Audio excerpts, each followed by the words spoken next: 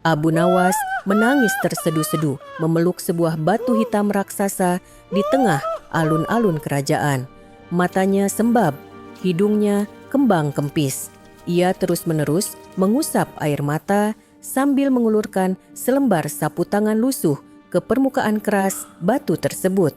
Raja Harun menatap adegan itu dengan mulut terbuka sangat lebar. Alis raja berkerut tajam hingga hampir menyatu. Menteri Bakhil di sebelahnya sampai mengusap matanya berkali-kali, mengira ia sedang bermimpi, melihat orang paling pintar di kota tiba-tiba kehilangan akal sehatnya. Abu Nawas mengabaikan mereka berdua dan terus mengelus batu itu dengan penuh kasih sayang layaknya seekor kucing. Semuanya bermula ketika Raja Harun duduk di atas singgasana emasnya dengan wajah luar biasa bosan. Ia sudah menghitung jumlah tiang istana sebanyak 3 kali dan menguap berkali-kali. Koki istana sudah menyajikan hidangan paling lezat, tapi sang raja tetap merasa jenuh. Matanya lalu tertuju pada Abu Nawas yang asyik memakan buah anggur di pojok ruangan. "Abu Nawas," panggil Raja Harun lantang. Abu Nawas buru-buru menghadap. "Ya, Paduka yang mulia dan bercahaya. Aku butuh hiburan hari ini, dan aku punya tantangan istimewa untukmu," kata Raja Harun. Menteri Bakhil tersenyum licik, selalu senang melihat Abu Nawas menderita. Raja menunjuk keluar jendela besar, tepat ke arah batu hitam raksasa di tengah alun-alun peninggalan leluhur. "Buktikan kepadaku bahwa batu benda mati itu bisa menangis, mengeluarkan air mata dalam 3 hari. Jika kamu gagal, maka nyawamu melayang." Keesokan harinya, alun-alun kota penuh sesak oleh warga. Kabar tantangan raja menyebar sangat cepat. Abu Nawas datang dengan langkah santai, membawa kursi kayu kecil, payung daun pisang yang lebar, dan sebotol air. Ia duduk manis tepat di sebelah batu itu. "Baiklah, Tuan Batu yang keras kepala," ucap Abu Nawas menatap batu itu. "Dengarkan baik-baik agar hatimu tersentuh." Ia mulai bercerita tentang anak ayam malang yang kehilangan ibunya di pasar malam. Suaranya dibuat sangat dramatis, merintih dan menangis sungguhan. Ia bahkan berguling-guling di tanah berdebu untuk memperkuat aktingnya. Warga yang menonton kebingungan, tapi Paman Somad malah tertawa sampai tidak sadar keledainya memakan habis dagangan kangkungnya. Hari kedua, cuaca sangat panas terik. Menteri Bakhil datang mengejek dengan dagu terangkat. "Batu itu masih sekering gurun pasir, Abu Nawas. Kamu pasti mati besok," ejeknya. Tepat saat itu, seekor burung gagak melintas dan menjatuhkan kotoran tepat di hidung mancung Menteri Bakhil. Sang menteri menjerit histeris, berlari memutar, dan menabrak gerobak kerupuk hingga kerupuknya terbang seperti salju. Abu Nawas hanya tersenyum tipis dan kembali memeluk batunya. "Jangan dengarkan orang berisik itu, Tuan Batu. Mari kita lanjutkan cerita sedih kita," bisik Abu Nawas. Hingga malam kedua tiba, batu itu belum juga meneteskan air. Warga mulai pulang dengan wajah sedih memikirkan nasib Abu Nawas. Pagi hari ketiga tiba dengan langit mendung yang suram. Suara trompet istana bergema nyaring membelah udara pagi.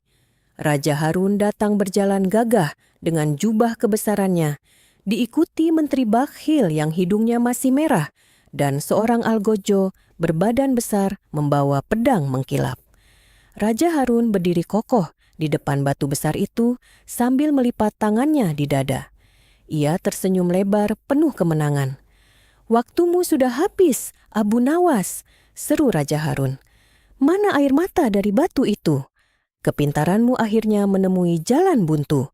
Bersiaplah sekarang menerima hukumanmu." Abu Nawas meringkuk menyedihkan di samping batu, kepalanya tertunduk lesu. Situasi menjadi sangat sunyi, kaku dan menegangkan. Algojo mulai mengambil ancang-ancang mengangkat pedangnya. Keringat dingin mengucur di dahi warga yang menonton. Tiba-tiba Abu Nawas perlahan mengangkat wajahnya dari tanah dan sebuah senyum tipis mengembang di bibirnya. "Ampun, beribu ampun, Paduka," ucap Abu Nawas. Nada suaranya berubah menjadi sangat tenang. Ia merentangkan kedua tangannya ke arah pangkal batu raksasa tersebut. "Silakan Paduka periksa sendiri, jangan menilai dari kejauhan, mendekatlah kemari." Raja Harun mendengus kesal, namun ia melangkah maju.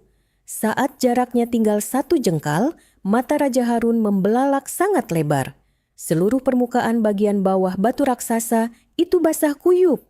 Genangan air terus mengalir turun dari celah-celah bebatuan membasahi tanah sekitarnya. "Ini tidak masuk akal," teriak Raja Harun histeris. "Sihir macam apa yang kamu gunakan, Abu Nawas?" Abu Nawas membungkuk hormat. "Batu ini sangat keras kepala, Paduka. 2 hari hamba menceritakan kisah sedih tentang anak kucing yatim piatu, ia sama sekali tidak peduli. Tapi tadi malam, hamba menceritakan kisah yang jauh lebih menyedihkan. Hamba bercerita bahwa di negeri ini ada seorang raja hebat, tetapi sangat malang karena tidak pernah percaya pada rakyatnya sendiri dan terus menguji nyawa mereka demi hiburan semata." Raja Harun terdiam kaku layaknya patung. Wajahnya berubah merah padam, menyadari sindiran tajam itu menampar tepat di hatinya. Padahal rahasianya sangat sederhana. Tengah malam saat semua orang tidur pulas, Abu Nawas diam-diam menyelinap membawa 5 ember air sumur dan menyiram batu itu dari atas sampai bawah. Benda mati saja bisa menangis deras mendengar kisah ketidakpercayaan seorang raja.